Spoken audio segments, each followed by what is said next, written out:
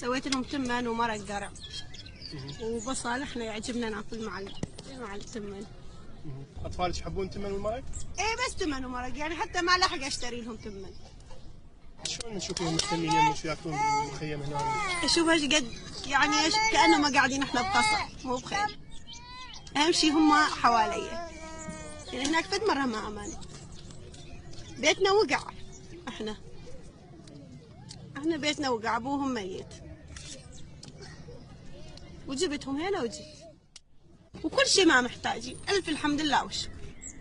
ما طول اكو تمن واكو خبز، شي ما محتاج. ما طول ياكلون ما جوعان وحاسين بهالامان هذا. خلي خيمه، ايش بيها الخيمه؟ بس اهم شيء مرتاح.